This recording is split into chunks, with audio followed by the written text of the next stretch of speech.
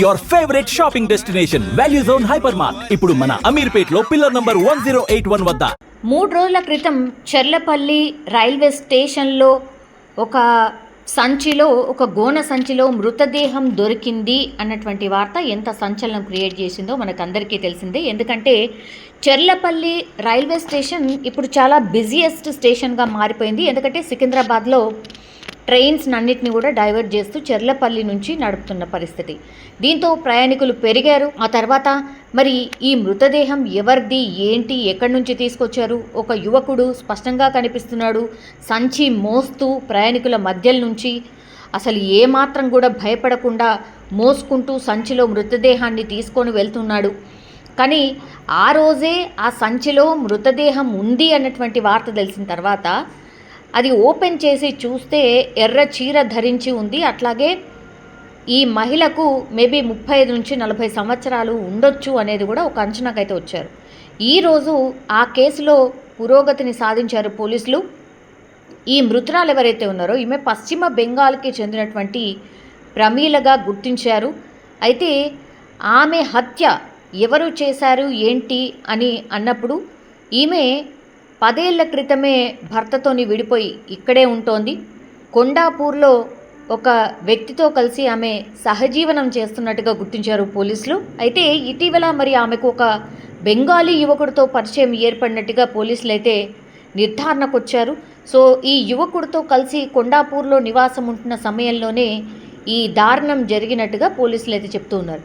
ప్రమీలను ఈ హత్య చేసినటువంటి ఆ యువకుడు ఎవరైతే ఉన్నారో ఆమె మృతదేహాన్ని ఒక సంచిలో కుక్కిన తర్వాత ఆటోలో ఏకంగా 37 కిలోమీటర్లు ప్రయాణించి చెర్లపల్లి రైల్వే స్టేషన్కి తీసుకొచ్చి ఆ సంచిని మోస్తూ అటు ఇటుగా తిరుగుతూ కనిపించాడు. రైల్వే స్టేషన్ గోడ పక్కన మృతదేహం ఉంది, ఓ సంచిలో ఉంది అన్నటువంటిది మనం మొన్న కూడా చూసాం. సో ఆ నిందితుడు ఆ సంచిని ఏం చేశాడంటే ఈ రైల్వే స్టేషన్ గోడ పక్కన వదిలేసి స్టేషన్లో ఉన్న వెయిటింగ్ హాల్లో మంచిగా ఏమీ ఎరగనట్టుగా స్నానం చేసి బట్టలు కూడా మార్చుకున్నాడు.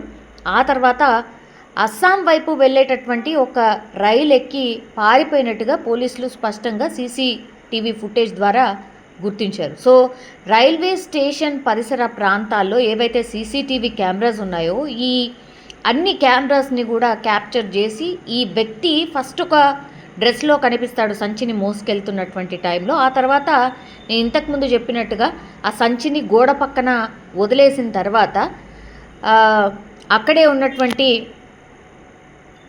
వెయిటింగ్ హాల్లో స్నానం చేసి తర్వాత బట్టలు మార్చుకున్నాడు.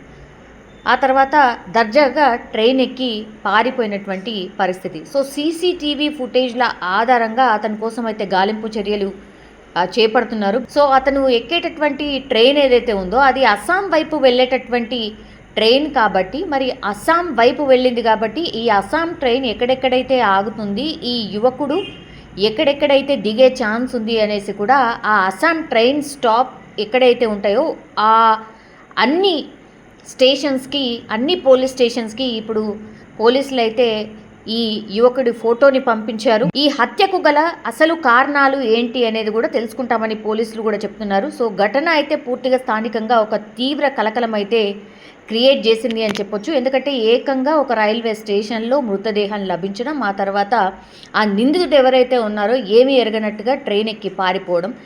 ఒకటి ఇక్కడ ఏంటి అని అంటే ఇక్కడి వాళ్ళు కాదు, అంటే తెలంగాణకు సంబంధించిన వ్యక్తులు అయితే డెఫినెట్లీ కాదు.